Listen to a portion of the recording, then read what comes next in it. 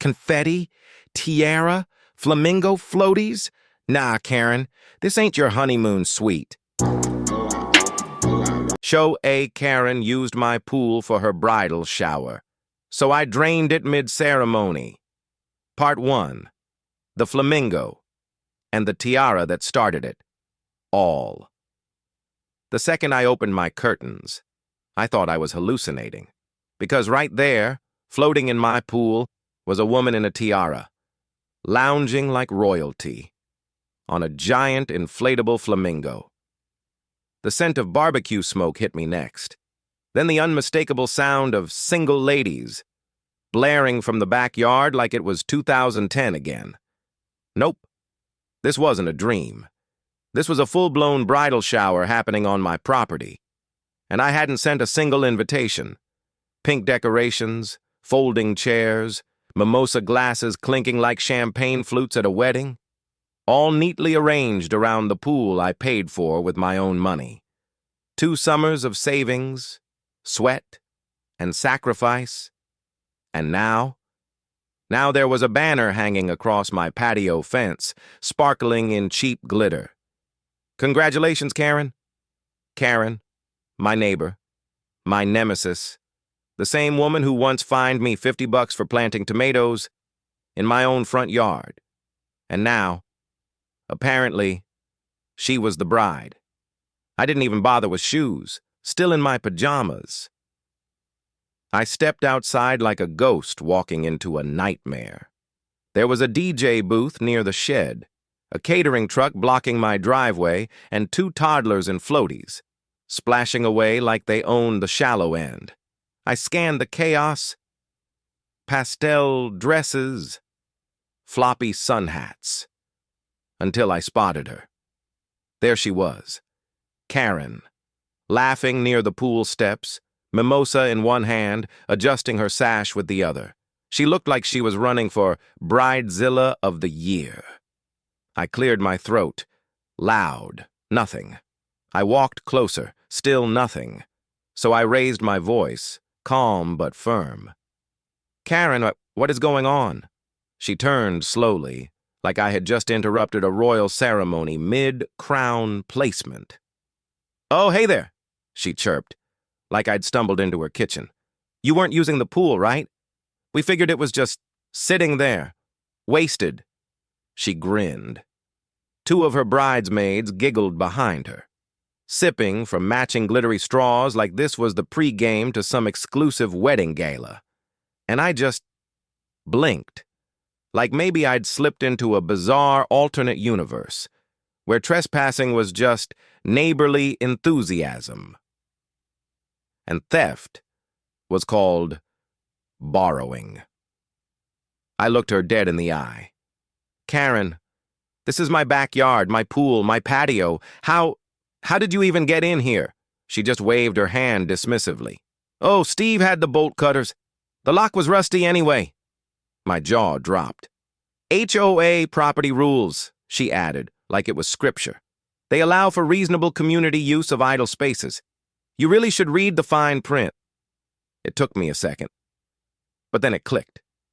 Steve, her husband, the HOA president, and proud owner of the landscaping truck that had blocked my mailbox 3 times in 1 week. I felt my blood boil, but I didn't explode. No. I turned around, walked back inside, and started planning. Part 2. The footage, and the deputy who took her side inside. I sat down, shaking, but not from fear. It was rage, disguised as calm. The kind of rage that doesn't yell, it plans. I pulled up my doorbell camera footage, and there it was. 7 a.m. Sharp. Steve, marching up in flip-flops and a smug grin, toolkit in hand. Snip went the bolt cutters. He popped the side gate open like he was letting himself into a public park. And then the invasion began. Folding chairs, Bluetooth speakers, an actual archway made of fake roses, even a buffet table carried in by a group of dudes wearing shirts that said Groom Squad. This wasn't spontaneous. This was a military operation dressed in pink. I did what any sane homeowner would do. I called the sheriff. I thought that would be it, the end of the madness. But when the deputy arrived, he walked through my front door, into my backyard, and was greeted by Karen with a kiss on the cheek. My stomach dropped. "This is just a misunderstanding," he said, already flipping through his notepad like he'd pre-written the ending. "She told me you were out of town, and that there was an agreement in place with the HOA to use the space." I blinked. Hard. "That's a lie," I snapped. "I have footage. I have receipts." He raised his hands like I was being unreasonable. "Look," he sighed, "I'm just here to keep the peace. Unless you want to file a full trespassing report, this stays civil. And even then, if you didn't post a no trespassing sign..." He trailed off. Karen was standing right behind him, sipping her drink like she had just won a court case, like I was the overreacting neighbor. And she was just, what? A misunderstood bride with an inflatable flamingo? I wanted to scream, but instead, I smiled, nodded. "Thank you for your time, officer." And as the sun set and the last fairy light dimmed, I sat in the dark, rereading every HOA document I had. I wasn't just mad. I was focused, because Karen thought this was over, but it was only just beginning. Part 3. The valve, the guest list, and the plan for payback. That night, I didn't sleep. Not because I was upset, but because I was motivated.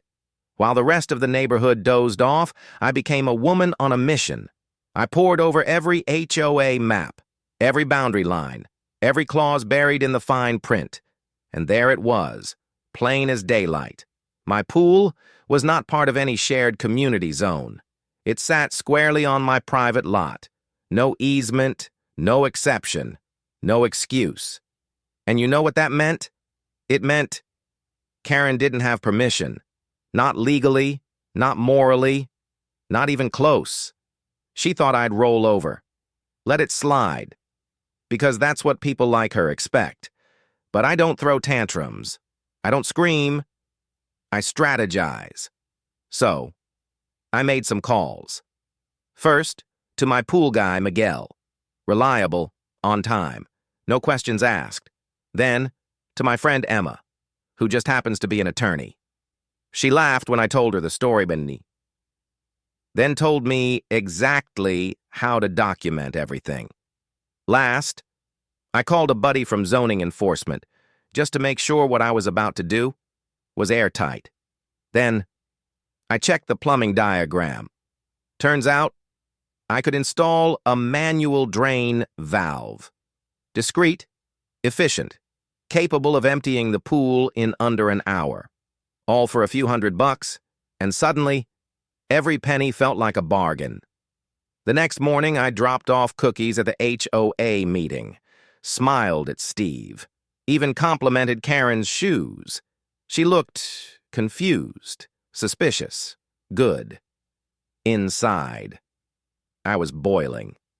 I could still hear that tiara clinking against her glass, smell the sickly vanilla candle she left on my patio table like it was a gift, a party favor for the fool next door. She thought the party was the climax, that the music had faded, and that the story was done.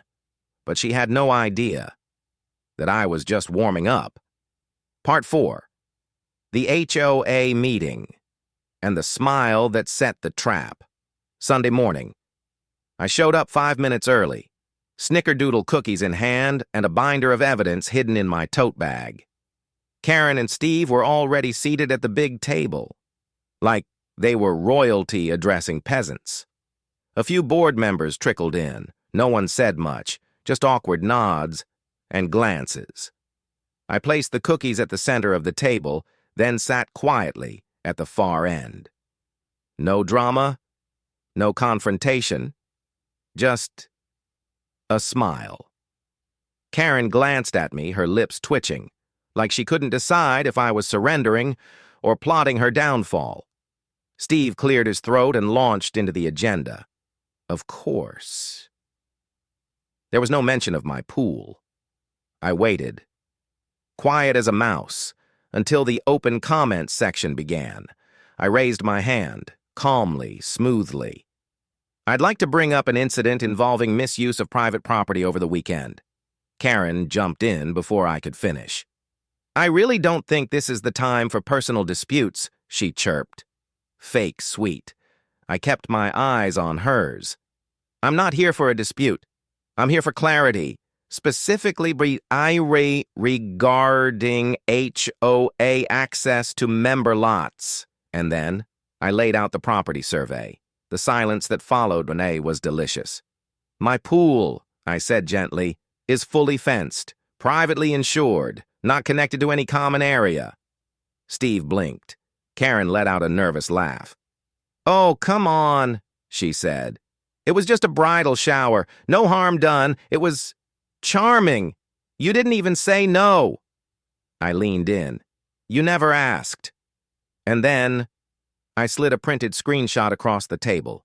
It showed Steve cutting the lock and Karen setting up decorations on my lawn. The room went dead quiet. One board member reached for a cookie, then froze halfway, hand trembling. Karen squirmed in her seat.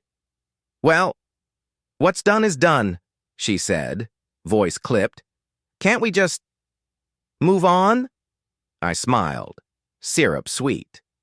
Of course, just one small note. I've scheduled maintenance on the pool next Sunday, so it'll be inaccessible all day. Karen's jaw tensed. She forced a smile. Of course. Enjoy your cleaning. I left the meeting before anyone else. The breeze outside was cool, clean, and in my mind I could already hear the water swirling and the screams starting. Part 5.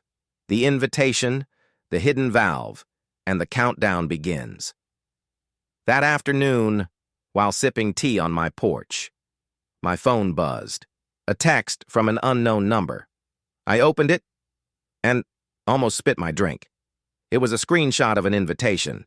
Karen's bridal shower, rescheduled. Same time, same place, same glittery nonsense. There was even a new tagline.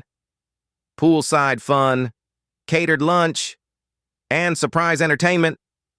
I stared at the invite, then laughed.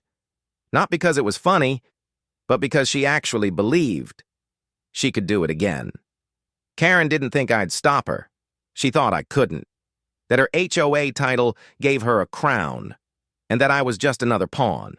So I took a screenshot and sent it to Emma, my lawyer friend.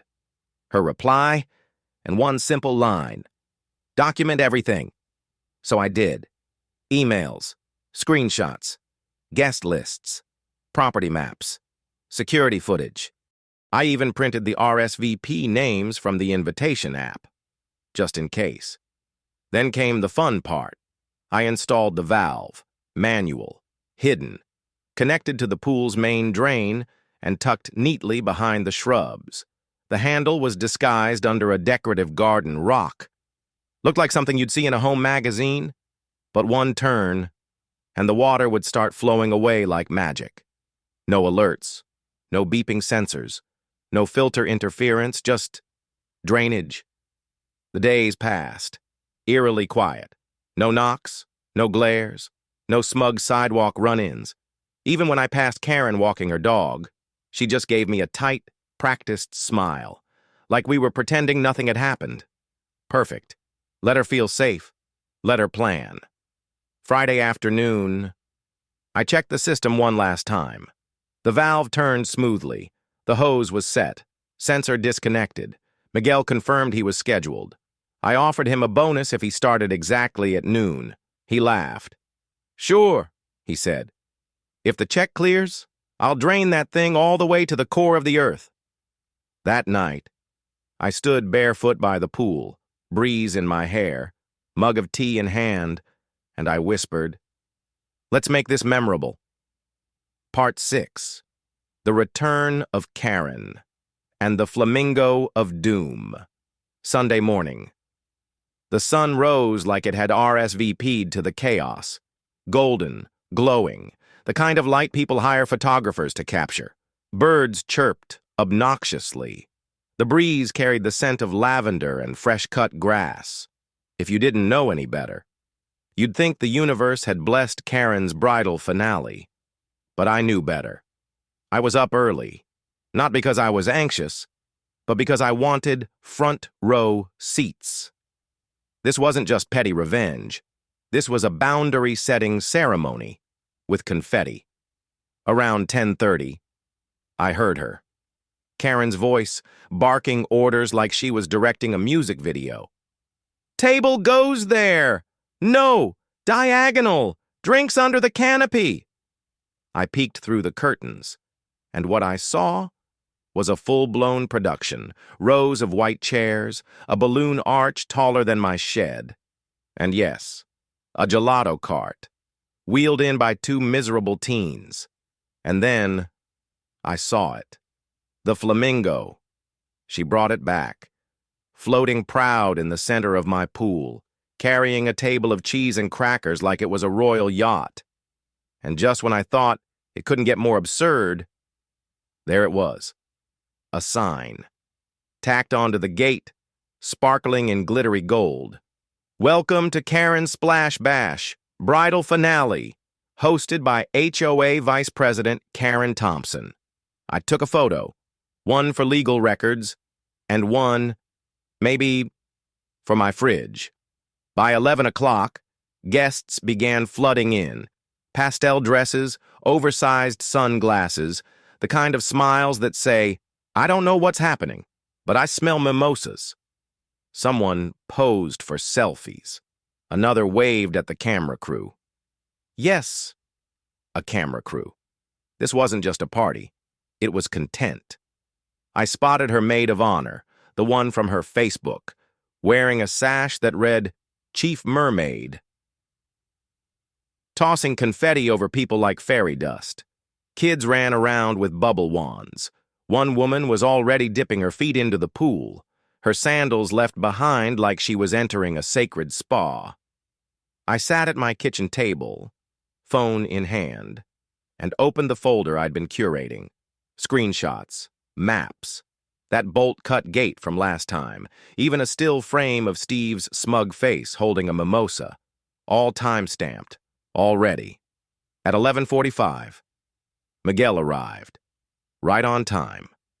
He gave me a wink as he walked toward the backyard, like a man about to deliver justice, with a pool pump. I waited 5 minutes, then I slipped outside, knelt behind the shrubbery, opened the rock casing, and turned the valve. Slow, smooth, silent. The water began to flow. Beneath the laughter, beneath the harpist playing in the corner, my revenge had begun.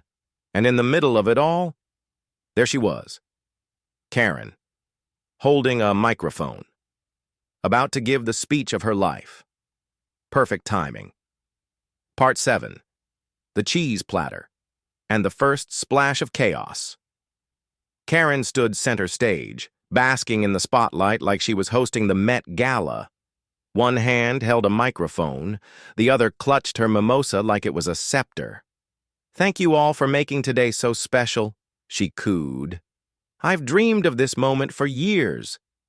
Glasses clinked, cameras recorded. The harpist played some soft, elegant notes in the background. And all the while, the water kept slipping away. At first, no one noticed. The drop was subtle, graceful, deceptive, but kids are always the first to catch on. "Mommy, the pool's getting smaller," one boy pointed out. His mom laughed it off. But then, the floating cheese platter, anchored to that ridiculous flamingo, started to tilt. A wheel of brie rolled off the edge, bounced, and plopped straight into the water. A woman screamed. Another stood too fast, knocking over her chair. Still, Karen kept talking, oblivious, holding court like a monarch in heels. Then, more chaos. The flamingo leaned dangerously. A cluster of crackers slid into the deep end. The mimosa float tipped, and someone yelled, "The drinks are drowning!" Guests scrambled. One man slipped, trying to save a floating camera bag, and fell face first into what used to be the shallow end. The harpist stopped mid-song. The music just died. People looked around, confused, murmuring. Then Karen's voice snapped through the air, sharp as broken glass. "What's happening with the water?"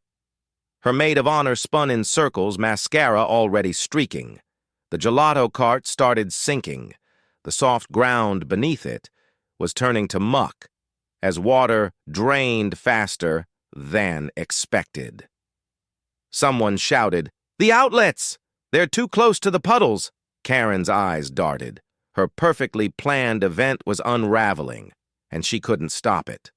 Miguel stood in the corner, clipboard in hand, cool as a cucumber. Karen stormed toward him in heels, stabbing the soggy grass. "Did you do this?" she shrieked. "Is this part of the service?" Miguel blinked, shrugged. "Ma'am, I was told to begin at noon. Draining, scrubbing, cleaning. That's what I was hired for." He pointed toward the house. "If there's a scheduling issue, you'll have to take it up with the homeowner." And right on cue, she turned and saw me, standing by the back door, arms crossed, glass of lemonade in hand. I raised it slowly and gave her a tiny, deliberate nod. She froze, face red, eyes wide, the crowd around her now frantically packing up. One woman tripped over a hose and fell into the remaining water. Another dropped her phone mid-live stream. The bridal shower had transformed into a soggy circus, and all I did was turn a valve. Part 8. The Screaming Bride and the Pool that Vanished. Karen's face was a slideshow of panic, shock, rage, desperation, all smeared together under layers of foundation and melting mascara. "You," she hissed, finger pointed, voice cracking, "you did this!" I didn't say a word. Just took a sip of my lemonade and watched the chaos unfold like a front-row guest at a drama production. Behind her, the scene was turning cartoonish. A woman fell backward into the foot-deep water, her wide-brimmed hat floating away like a sinking ship. The floating charcuterie board finally gave up the fight, overturning completely, sending olives, grapes, and goat cheese bobbing across what little water remained. One of the guests screamed, "My purse! My phone!" as both drifted into the muddy center of the now half-drained pool. Karen stomped through the puddles, snatched a pool skimmer, and tried to scoop something out, but slipped and caught herself just in time. Her sash, now soaked, her tiara tilted like a sinking crown, and then a loud honk echoed from the driveway. Everyone turned. A sleek black SUV rolled up and out stepped. A woman in her 60s, high-collared dress, massive sunglasses, and a presence that sucked the noise from the yard. Karen froze. You could feel it. This woman mattered.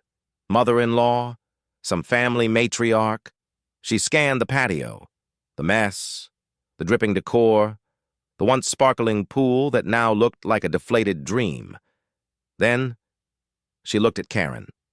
No words, just a long, disappointed stare. And then she turned, got back into the car, and left. The only sound that followed was the sad fsh of the balloon arch slowly collapsing behind her.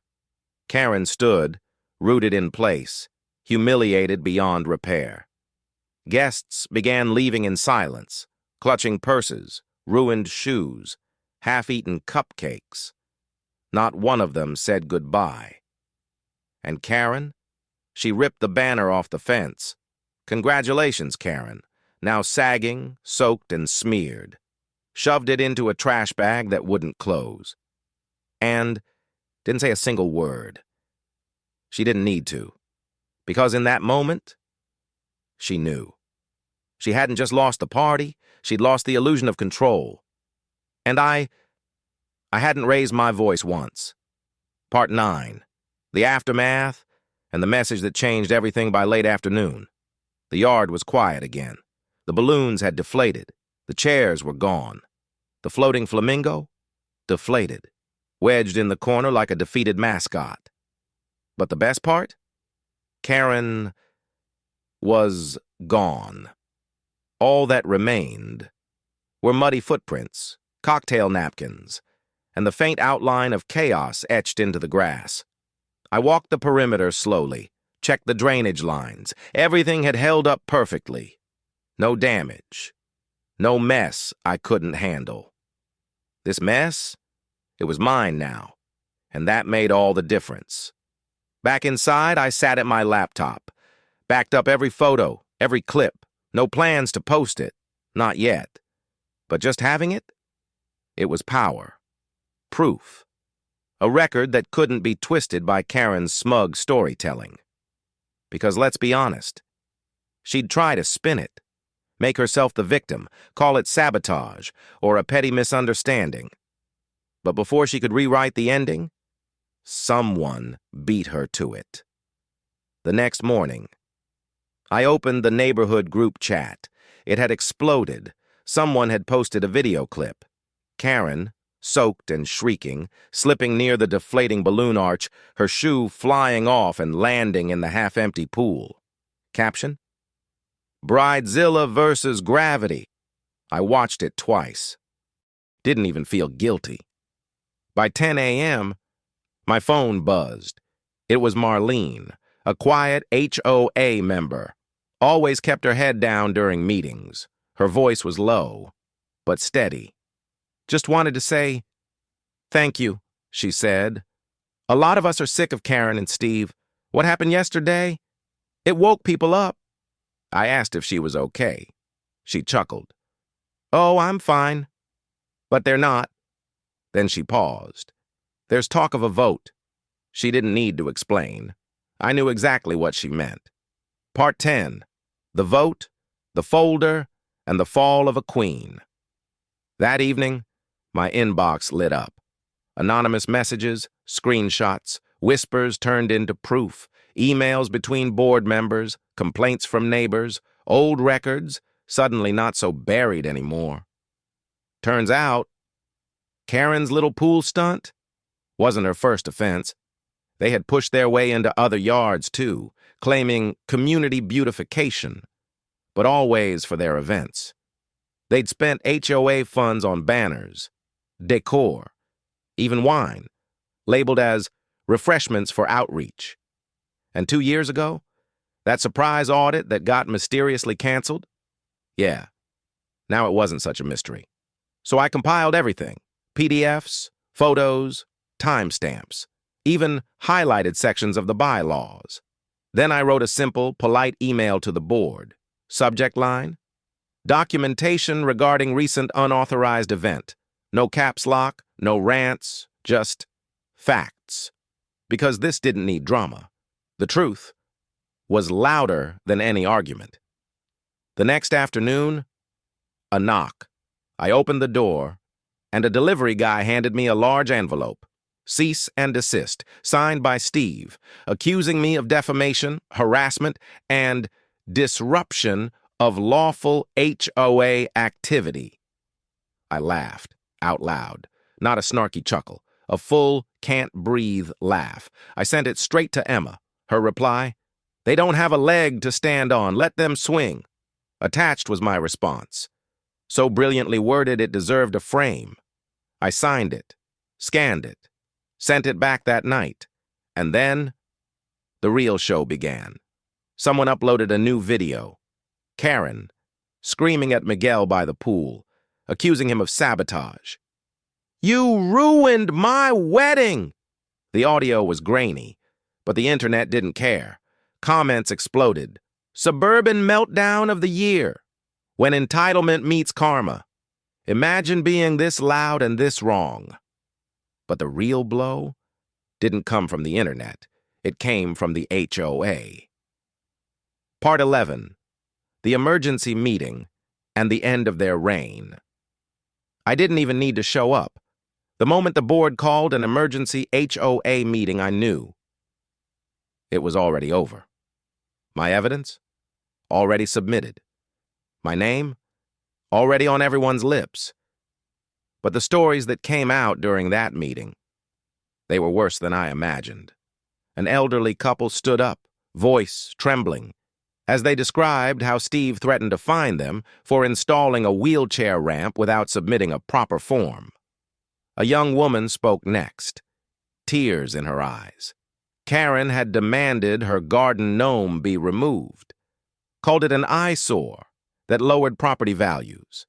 And then, someone read from Karen's bridal invite. That one line. Clubhouse B, backyard of my address. Gasps. Laughter. One man even stood up and said, "She labeled your house as a clubhouse?" The vote didn't take long. One by one, hands went up. A motion to remove both Karen and Steve from their HOA positions. Passed, almost unanimously. The only no vote? Steve, raising his hand, like he still mattered. The fallout was immediate. Karen posted a dramatic, wordy status in the HOA forum. "We've chosen to step down to focus on our wedding and family health." Nobody bought it. Comments were disabled within the hour.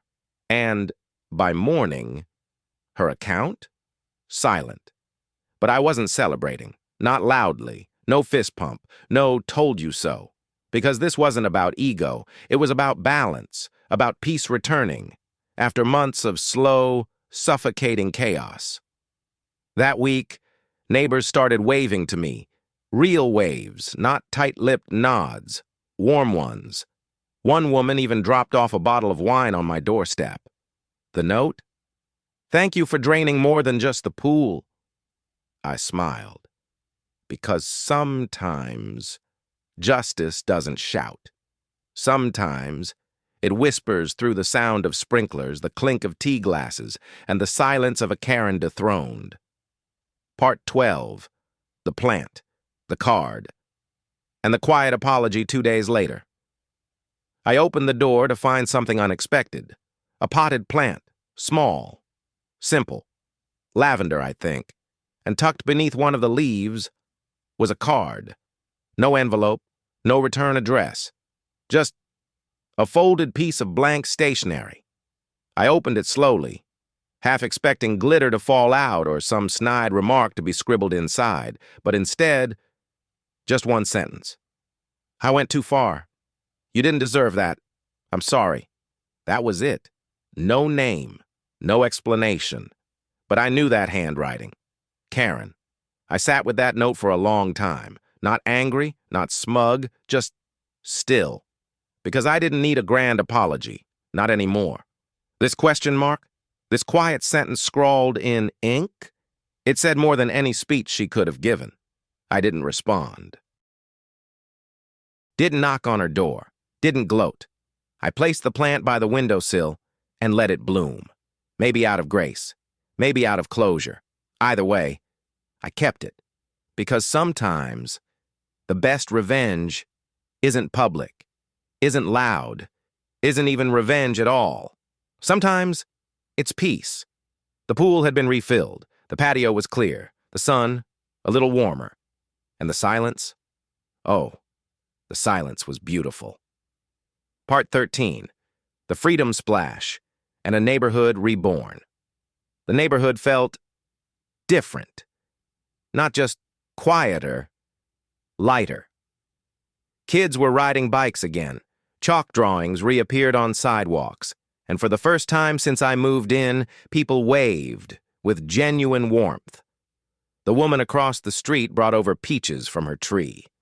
A teenager knocked on my door, asking if he could mow my lawn for school service hours. It was like something had shifted, something had healed.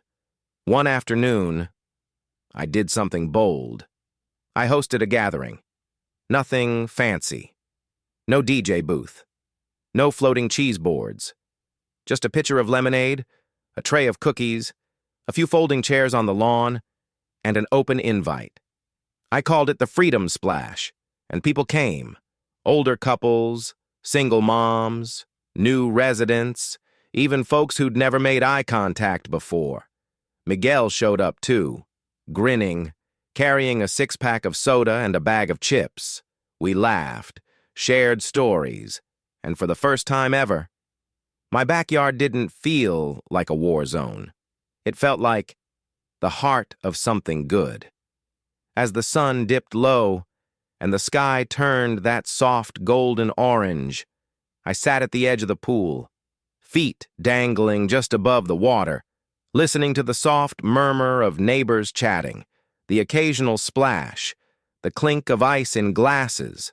This was what home should feel like. Not walking on eggshells, not holding your breath every time the HOA clipboard passed by. But this, shared air, open smiles, quiet joy earned through quiet resistance. The stars came out, dim and gentle, and as the last guests waved goodbye, I turned back toward the pool, its surface smooth again, reflecting the night sky like glass. I dipped my fingers in and smiled.